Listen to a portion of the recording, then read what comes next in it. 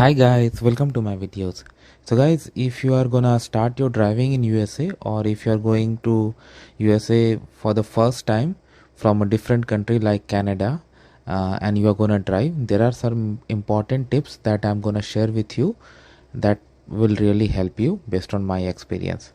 So make sure you watch this video till the end and let me know if you have any question. So guys, first of all, the biggest issue I had, I recently came back from my trip to USA, is that the speed limits everywhere that you see on the roadside are posted in miles. Yes, you heard it correct, it's not in kilometers. So while in your car, like I have a car where like first it's in kilometers, then it is in miles, but it also your habit, right, that how you see speed limits and do. So make sure you are very careful, because anything that is in miles is much higher than your like one more than 1.6 times of your speed in kilometers. So if you see somewhere the speed limit is 30 miles, it's actually more than 46 allowed over there, and if you go at 30 kilometer speed, you may be pulled over for going too slow. So make sure you do that. Okay, make sure you understand this. Okay, second thing that you must be aware, like if you're using Google Maps, at some places it tells you like in this much feet, in this much feet. So don't get confused. Maps are highly advanced, and if I'm not wrong, you can even adjust the miles and units also in your map. So in that way you can get some help, but don't always rely on maps, because you should rely on what you see on the road, because speed limit nowadays comes in map also, and I think most of times it is updated. But in case of any issue, whatever is posted on the street is gonna be picked up over what you see on the map. Okay, third thing that I see in USA is like, compared to Canada, the drivers are much better over there.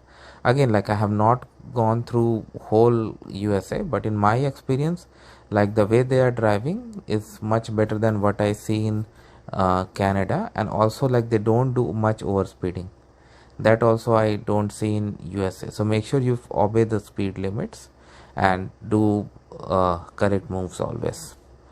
Okay, next thing is that in USA, what I have seen, like speed limits frequently change, even on the highways. Like I did not travel to the whole USA, because USA has the largest network of highways, but whatever I have gone through, like I would suggest that take a look, like be careful, because speed limits change. Like I was coming through, like within few miles it was 45, 40, then 55. So speed limits change frequently, so make sure you be careful. Now be very focused, do not get distracted, because let me tell you, a practical issue is that, let's say you are driving in Canada in a city, let's say Toronto, where the normal speed limit is 50. You approach a signal and signal turns yellow, you know, based on the distance between you and the signal, you are gonna brake or you are gonna gas and move away. But when you go to USA and the speed limit is in miles, and sometimes it's too high, sometimes it's too low, then you may fall, like find it a bit hard to take a decision. But that's why I'm saying that be focused, observe the distance and then take the call. Just don't use your Canadian practice and do or stop, because you may land up in trouble that you don't want, right? So these things you should always consider.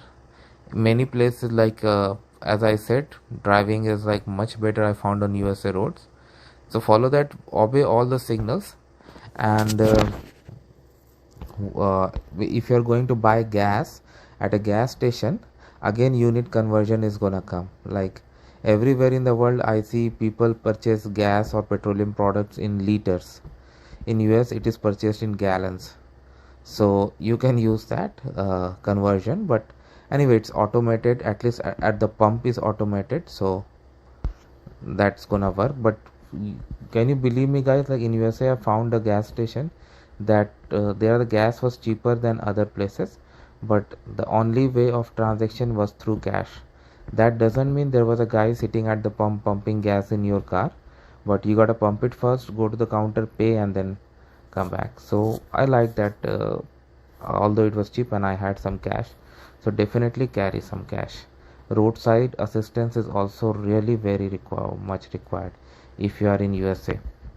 Okay, and if you are going from the Canadian side, what I observed that near the Niagara Falls, I had my Canadian network connectivity. Of course, with this was the border, but the more I was going further, the connectivity was almost gone. So it's very important that you carry a local SIM. You can purchase after getting into USA, or you can even purchase from Amazon before even entering into USA, as I did, and I found this very like a very much convenient, like because of excellent data connectivity, I did not have any navigation issue. It was working like charm. Some of the traffic signal design or other materials they use, you may find it appearing different, but overall it's gonna be really good. So thanks for watching this video. Please subscribe to the channel. Thank you.